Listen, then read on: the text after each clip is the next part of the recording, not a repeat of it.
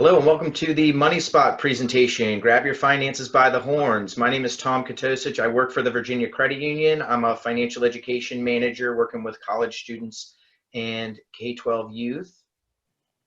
I'm Carly Toney. I am the graduate assistant at the Virginia Credit Union Financial Success Center here at VCU. I am Jack Klein. I'm an undergraduate money coach at the Money Spot.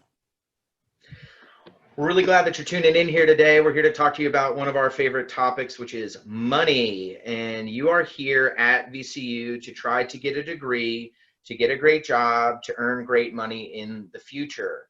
There are many different ways that you can learn new things, get new skill sets. You can take all kinds of classes on the internet that are free, and you can also watch videos on YouTube. You can get all kinds of great life experiences by going out and traveling and things like that. But you came to college to get a valuable degree or diploma that is going to have a financial return for you in the future. So what we're going to talk a little bit first here is about whether or not it's actually still worth it to go to college.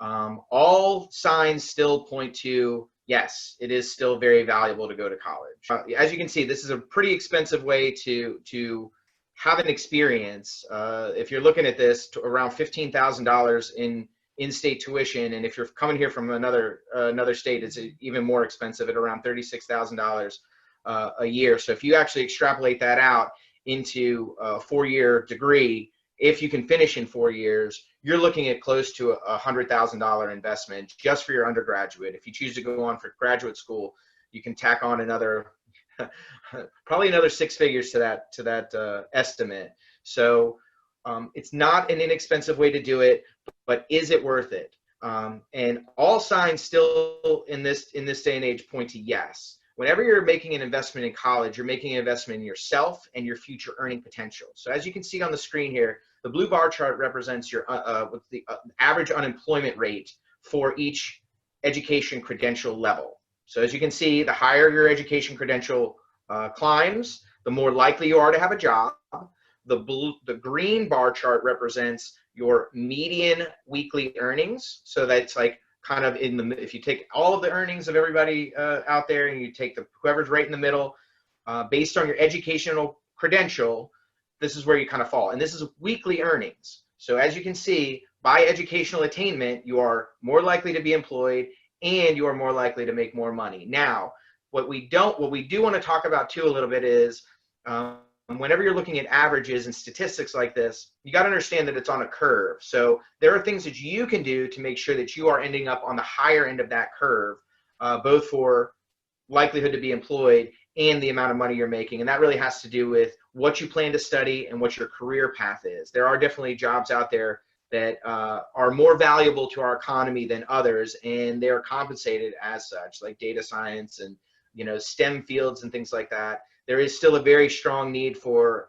humanities and politics and government. And so your role is to figure out what your path is. And there's a lot of resources here on campus that can help you out with that.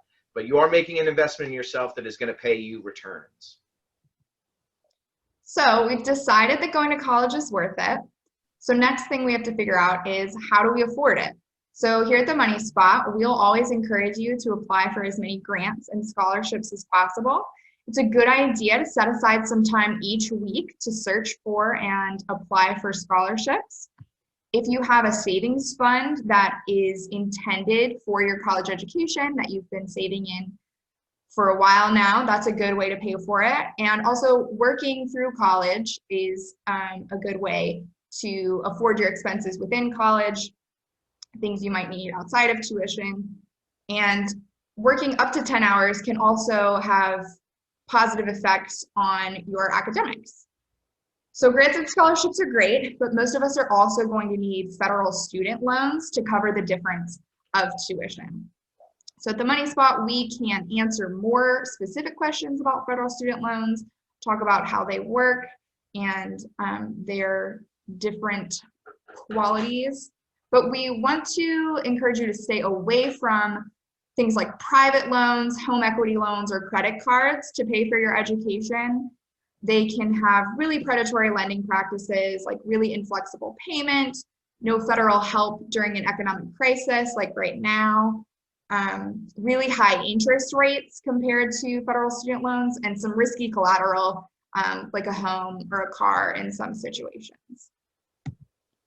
So to get federal student loans and to apply for grants, you're going to need to fill out the FAFSA, the free application for federal student aid. This is available on studentaid.gov every year beginning October 1st. The earlier you apply, the more likely you are to get grant funding. So you may want to go ahead and put a notification on your calendar for October 1st to go ahead and fill out your FAFSA. You'll need all your latest tax information or your family's tax information if you're a dependent. And you can link all of that from the IRS website onto studentaid.gov. And the website is really helpful in presenting with a checklist to make sure you get everything done. There's help tutorials that you can access through studentaid.gov and also through VCU Financial Aid. They're also very helpful in anything you need to get that done. So the priority filing date for VCU is February 1st. So if you do not file by February 1st, you have pretty much 0% chance of getting any kind of grant money. But like I said, the sooner you can fill it out, the better, the more money you're likely to get there. So when you're taking out federal student loans, another thing you want to think about is what are you going to have to pay back after you graduate? So you will have a 6-month grace period after you graduate in which you are not required to pay back your loans. But you want to use a repayment estimator to have some kind of idea of what your monthly payments are going to be like for likely at least the next 10 years. So you can use the repayment estimator at studentaid.gov to give you an idea of the different plans you might be eligible for and what those would look like on a month-to-month basis. Remember, these are only for federal loans. Private loans have a completely different repayment strategy based on the lender. Let's set a goal. So one of the specific things we specialize in at the Money Spot is helping you set SMART goals. SMART goals are specific, measurable, attainable, relevant, and time-based goals. The most important letter of a SMART goal is R for relevant. This is why you want to achieve the goal and will help you stay on track. If you would make an appointment with us at the Money Spot with me or one of the other money coaches, we can help you set these goals so you can achieve your financial goals in a shorter amount of time. So cash flow is king. Cash flow is the total amount of money coming in and out of your accounts over a period of time. There's 2 specific things you can do in order to improve your cash flow. You can earn more income by taking extra hours, asking for a raise or something like that, and you can spend less and decrease your monthly expenses. What is a cash flow plan? A cash flow plan is a short-term plan for the future that focuses on your long-term goals. No one can predict the future, but by making an appointment with us, we can help you set up your cash flow plan and you can be more prepared for your future. So in creating a cash flow plan, there's 5 specific steps. First, you want to track and categorize your income and spending so we get a clear picture of your overall needs. Second, you project estimates as accurately as possible, and we do this by first focusing on your fixed expenses, such as tuition payments and rent, and then we focus on your variable expenses, such as groceries and utilities, so we can get a very clear picture of what you need and how we can help you. Next, we help you to stick with your plan by helping you make follow-up appointments that we can keep you on track and keep you focused on what your goals are. The next step is to plan for the unexpected. By creating savings accounts, and more specifically an emergency savings account, you won't be unprepared for anything the future can throw at you. And 5, you make adjustments as needed by, again, making follow-up appointments with us that we then alter your cash flow worksheet to help you set new goals and improve your financial status.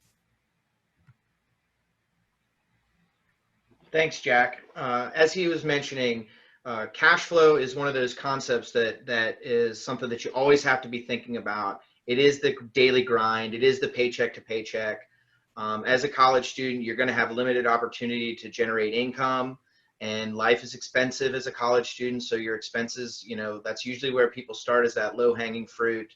One other thing too that we like to talk about or focus on in the Money Spot is around this concept of your net worth. So where cash flow is an analysis of the daily churn over a period of time, your net worth is really your measuring stick. So this is a snapshot of a moment in time that estimates the value of all of your assets. So if you took everything that you owned and you sold it immediately, how much could you get for everything that you own that's in your name, that you own yourself?